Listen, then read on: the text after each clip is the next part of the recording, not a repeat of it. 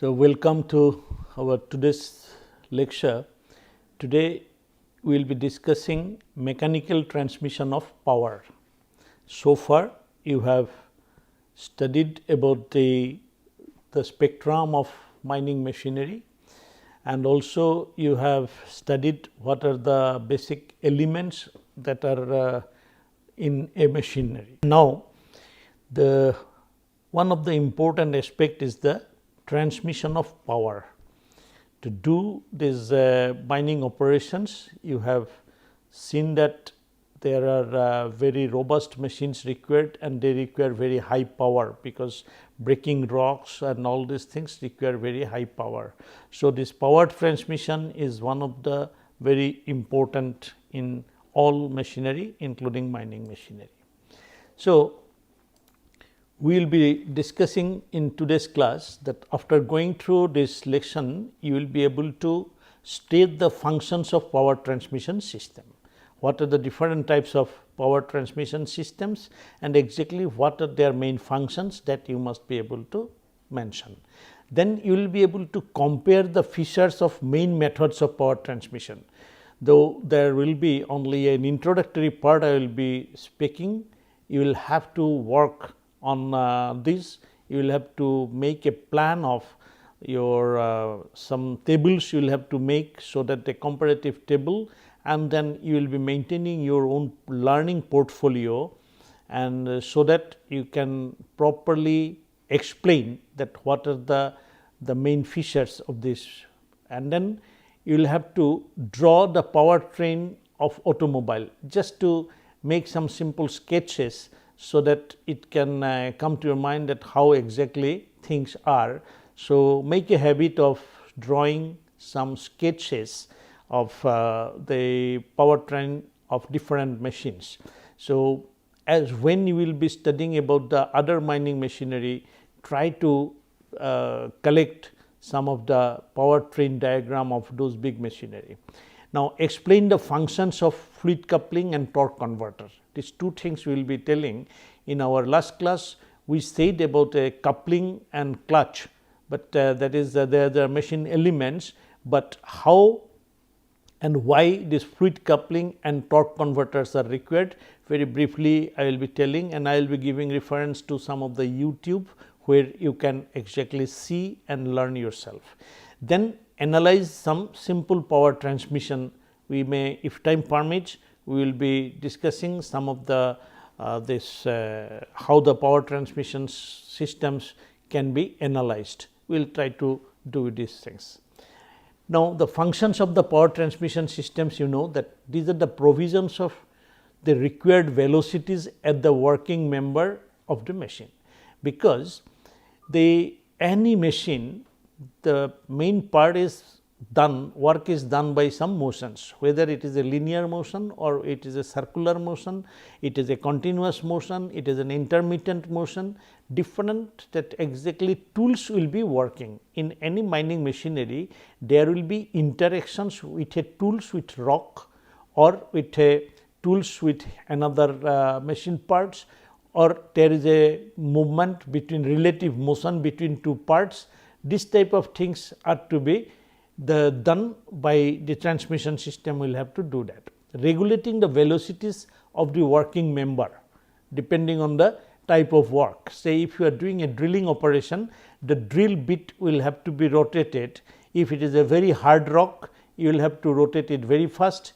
If it is a soft rock, you may rotate that you may rotate in the higher speed. In case of very hard rock, will lead to the high wear and tear of the bits. So, you will have to control that motion at what way it will be there. So, this type of things you will have to know by how the power is transmitted to that and how it is controlled. Then providing and controlling torque and driving force to meet the torque requirements at the operating shaft. You have seen that when you are driving a car in a very upward gradient, then at that time your torque required is more. You are driving at a lower gear, that type of things, that exactly how the power has been transmitted, how that gear arrangements has been made, those are the things need to be learned while learning a machinery. Then how the power is distributed. If you may be having one source of power, say for example, in a electric shovel or in a hydraulic shovel, there may be the one diesel engine, but the machine sometimes it will have to do a 360 degree swinging. Sometimes this machine is raising and lowering, sometimes this machine will be having its front boom movement. So, all these different operations are done by different elements. So, the power will have to be distributed to those particular machine elements or functional elements. So, when a machine is doing number of functions, you will have to distribute the power to all this functional group. Then transformation of the motions like rotation and translations. So, these are the sometimes you will have to convert different type of motions, and sometimes you need to reverse your motion, that is your that you have seen your car sometimes it is going forward, then you are putting into the reverse gear. So, this type of power to transmit to the main that your which is say in case of your car, the wheel, whether it is going forward, whether it is going at a high torque or less torque, or it is going back, that are the things which is done by the power transmission system of the machine. Now, these power transmissions can be done by through mechanical drive. We say sometimes this drive, this is the word used for these transmissions, that is a mechanical drive can be, we say it is a friction drive, which can be a belt friction belt drive, and there could be a flat belt and V belt drive, and there are also called chain drives. Then there could be a gear, that is a different type of gear, whether it is spur gear, helical gear, worm gear, how they are connected together to give the motions differently. Similarly, there could be a hydraulic drive, that means your some whole operations can be this rotated by means of pressurized fluid is going to a particular component.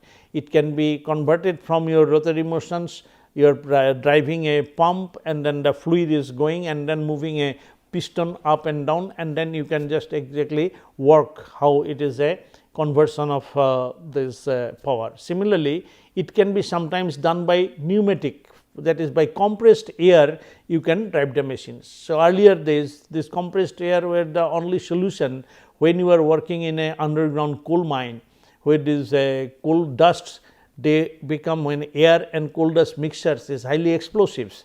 So, if they are using an electric drilling machine, then what will happen? At the time of your switching on and off, a small spark will be coming, that will be sufficient for creating a big explosions, and everybody in the mines will get fatal accident. So, there they do not use the electric power to rotate the drill, that but you need to do the drill hole to put the explosives to blast the coal in underground coal mine, that challenging job, how will you do it? So, for doing that, this compressed air operated drilling machines. So, that means the drill bit is rotated or it is giving a percussion by controlling this whole movement of that steel rod or the functional element by means of the compressed air. So, that is what called a pneumatic drive. And of course, the electric drive you have seen that your the table fan you are seeing over there, it is just working with your by putting a switch.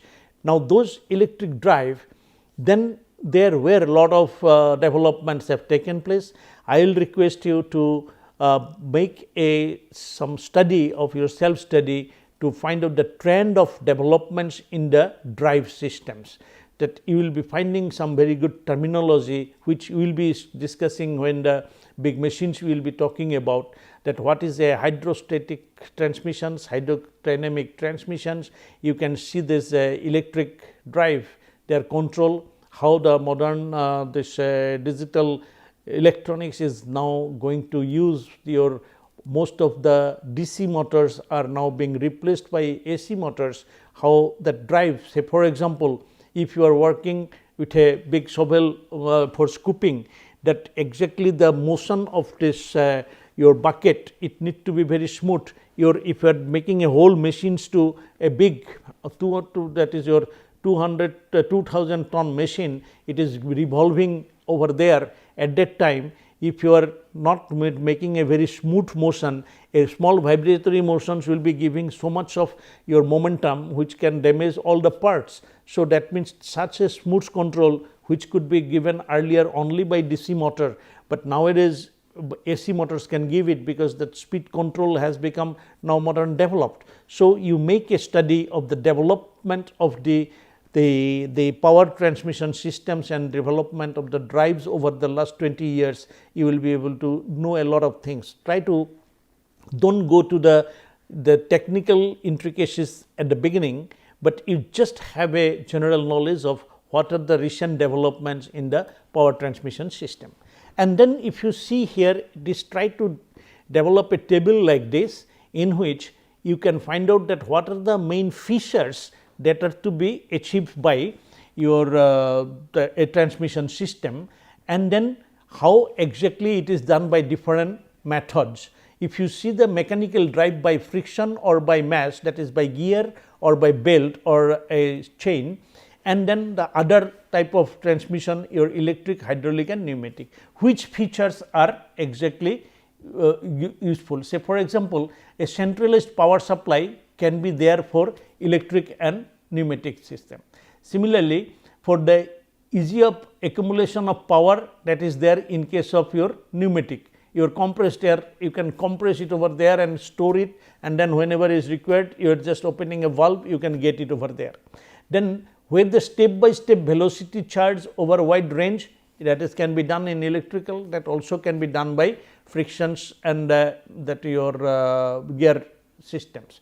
Similarly, that your maintenance accurate velocity ratio, that is possible.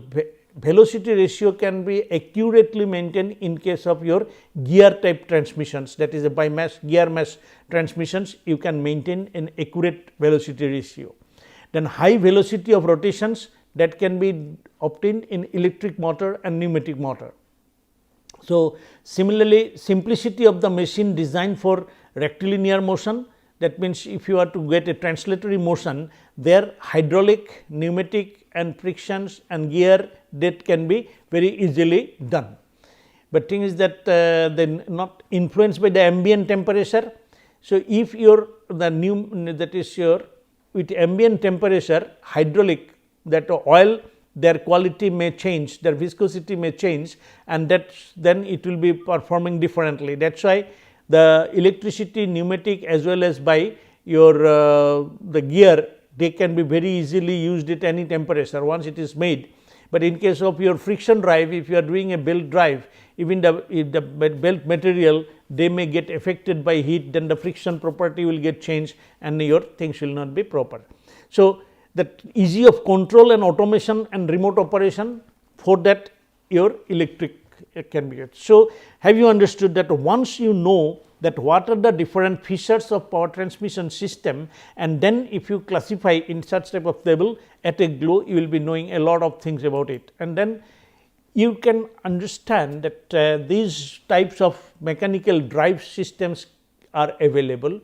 A friction drive, that is two wheels, when there are two gears are if they are connected, if the wheel, one wheel is and then other wheel is connected together, because of the frictions there will be the power transmissions will take place. So, you can have these are the different type of mechanical drives available, like a flexible spline friction drive, reversible variable speed friction drives, then the belt drives, which is very common. You can see in any the car, you might see that a V belts are there for driving the fans for cooling and all, it is taken from there. Then the gear drives, there are different types of gear, that is in your normally you need to do a little bit of additional study to find out that whatever you have studied in your second year need to be recapitulated for this paper, particularly for the planetary gear, worm gear and this chain drive, these are the mechanical drive. Now, you can see that this worm and worm drive is where a very high ratio of reduction is necessary, speed reductions. You can use this worm gear. So, particularly in case of your some of the machines control, like say for example, in a shovel, your whole that boom need to be raised and lowered. Now, that if the boom is to be raised or lowered at a very slow speed, and then the whole drive motors and things will be always running at a very high RPM. From there, to reduce it, so that boom can be raised and lowered, there we can use worm and wormhole. Similarly, this planetary gear has got a lot of use. You can you will be discussing also the epicyclic gear, that this type of gear systems are very, very important. Now, coming to the powertrain or a power plant, that is where your that how from the source it is going to the your using. Say for example, when your wheel is to work, that means your the power ultimately is going to get used as a frictions with the overcoming the frictions of the road surface. In a ship, when it is moving, it is exactly the whole power, it is interacting with the water. When you think of the aviations, the propeller, and that in the that aeroplane, it is just with the air. So, that means whole the power which generated from the engine, it is going ultimately to the road surface or the water or the air. So, that the whole components which are there, it includes from the engine, the transmission system, drive shaft, there will be a differential, there is a final drive. Final drive, the way it is ultimately going to the main end users of the machines. Now, this you know about differential is that in a car, your the two tire, when you are taking a turn, at the time of taking turning, your the outer the wheel and the inner wheel, if they are running at the same speed, then exactly they cannot, because in a when they are taking a turn, outer wheel is taking a longer part, then this is taking a less part. So, this to be adjusted over there, and that is why you might have seen all trucks, cars at the back there is a differential. So, we need to understand about how these things works. Similarly, in a power transmission system, most important is their clutch and coupling. Now, what you have seen in your car, that is a clutch is used for changing gears. Now, what they do exactly, the temporary connection between two rotating shaft. If there are in a gearbox, there is a gear train. In the gear trains, they have got the different matching gear. That means the depending on the that your torque requirement, if your high torque is required, you will be taking a that is it will have to run at a slow speed. So, for that, connecting these two shafts while the machine is running, that means a temporary connections making and breaking done by clutch. But coupling is a permanent thing, that means when they are rotating at that time, they cannot get that open, while they are in operations, it cannot be disengaged, they will have to be always engaged. That is the difference of your clutch and coupling. This one you can see over here as a automobile, you can try draw this type of diagram, that is your the main gearbox is here. From that there is a one word you can see here, the torque converter, that is from the engine, in between there is a torque converter. Now, we will see what is a torque converter. Now, from that gearbox you are giving to a propeller shaft, in between there will be a coupling, and then there is going to a that is your a parking brake is there, then differential there. From the differential it is going to the final drive of this, that your where the wheels are connected. So, this is a simple power train of a automobile, of an automobile.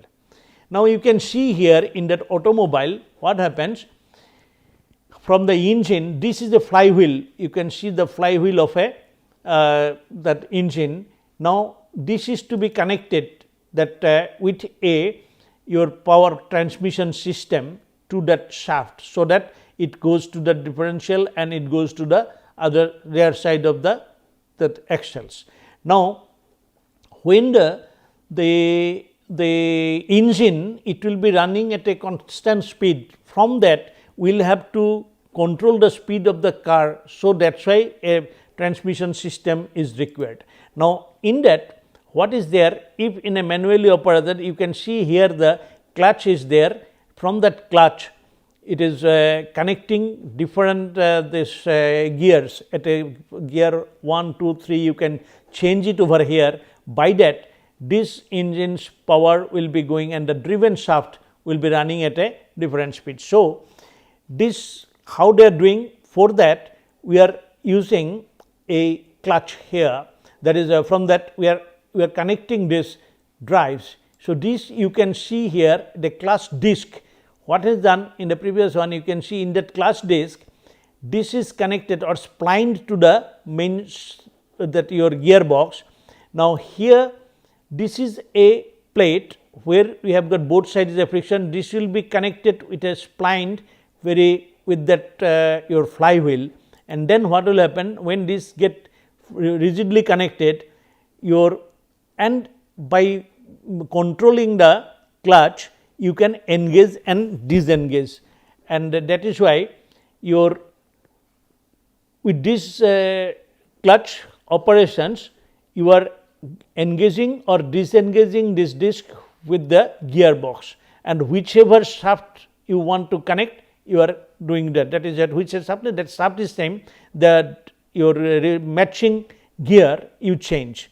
So, that is how exactly you are getting a different gear ratios depending on this clutch, whether you are connecting this one like that, your first gear, second gear, third gear. So, this in any gear trains you will find there is a pinion and a gear, that smaller one is called your pinion, and their teeth ratio, and that gives exactly the whole, you can calculate that how at that end shaft how much will be the torque coming, how much will be their speed coming, that can be done.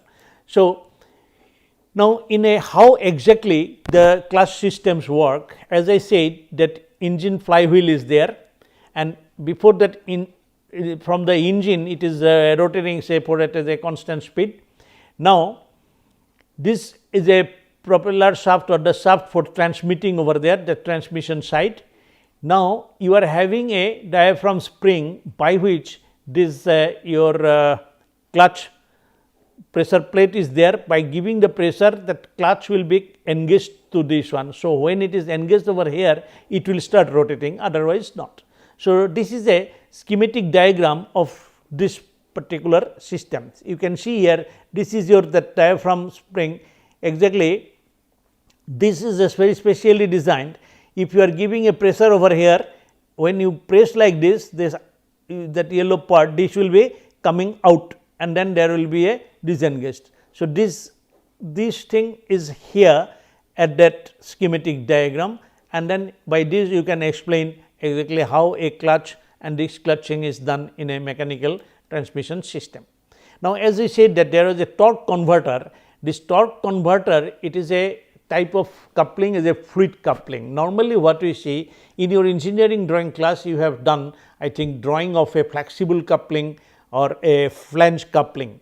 In a coupling, what if there is one shaft, this is exactly your this one shaft is there and then another shaft is there, these two can be coupled together. You can have a plate over here and then with a nut and bolt you can join together, so that if it rotates it will also rotate. That type of systems can be made, but in some cases it is not done. If in between this we are not having the, you are not having these two plates to connect over there, this is a shaft, this is a driving shaft and this is your driven shaft. We are connecting by a nut and bolt over here, these two plate tightly and they are rotating. But if we are having this shaft and this shaft, in between we are not having, we are having in a box all are oil, and then we are having a system by which exactly we make this fluid to rotate. Now, this fluid will make this to rotate. So, what happens here, that is your, if in the driven shaft already very heavy loads are there at that time, your that your the when that the driven shaft is to be rotated, then because there is a heavy load over there, the driving shaft which is connected to a motor, say, it will have to give a very high torque, and for that the motor will be drawing a lot of current, and if that high current will be passing, that will be your I square R loss will be very high. As a result, there will be a that you will get the motor get damaged. So, that is why what is done, if the driven shaft starts slowly moving first and then it takes the full load, and to do that system, in between there is a coupling called fluid coupling. Now, the fluid coupling is a device which we can use like this. We are having a driving side and we are having the driven side here. So, there is in between these two boxes there are the fluids. Now, when this fluid will be rotating, that when it is going over here, then there are these impeller, these blades are there, these blades will start rotating and then the fluid will be passing through it. So, as a result, the in between the fluid will come, and that is exactly in between we are keeping a stator by which the fluid will be thrown from here and then it is rotating and again it will come back over here. Like that, the fluid will slowly getting a high speed over here. It is something like your fluid coupling is, if you are having a table fan and just in front of it you keep another table fan, then if you make the other fan on, then the opposite fan also blades will be started rotating, because the air in between they starts rotating. So, that same principle is used over here. So, now this if this the torque converter, it is exactly from here we are getting a accelerated speed. You can have a whatever the torque required for your changing the depending on to the load requirement, you can do with this. So, that is how a torque converter is used. So, now the basic characteristics that is essential for design of any transmission system. So, for example, your output power is P2, then your angular speed of that is given as a omega 2, and that will have to be rotated at a speed say n2. Then the speed ratio, it is there by n2 by n1, and then the efficiency of the system is given by the ratio of the your power input and the power output. So, now in case of your the multi-stage transmission, the overall efficiency is the product of efficiencies of each constituents of the kinematic parts. So, there could be number of times that different things get rotated. So, their efficiencies get multiplied. Now, this another thing is the peripheral circumferential speed of a driven system, driven member, that we can find out if we know the angular speeds and the shaft diameter. From there you can find it out. So, if the shaft radius is given, from that if your power is known, and then you can find out the velocity. So, whenever you are going to get any machines, there by from the dimensions of the diameters and things and the engine parameters, you can start finding out, and you can find out this what is the turning or driving force. Okay. So, this that the power can be found out if you know that your driving force is given, then with the velocity you can find out how much is the power. So, that power is related to the total driving force, and then which is depending on this 2 pi r n by 60, by this you can get, and then the torque which is available, it can be calculated out by this formula. So, during a power transmission, there are number of losses or the energy that is driven shaft, and the power is always less than the driving power. That is why that is whenever you are to determine what will be the motor power. So, for example, this type of analysis you will be doing when we will be studying about the conveyor belt drive. That conveyor belt, the total material to carry, how much power will be required, then the motor power requirement depending on this efficiency of the motor, how much energy is getting lost, you will have to do it over there. So, this type of analysis will be carried out.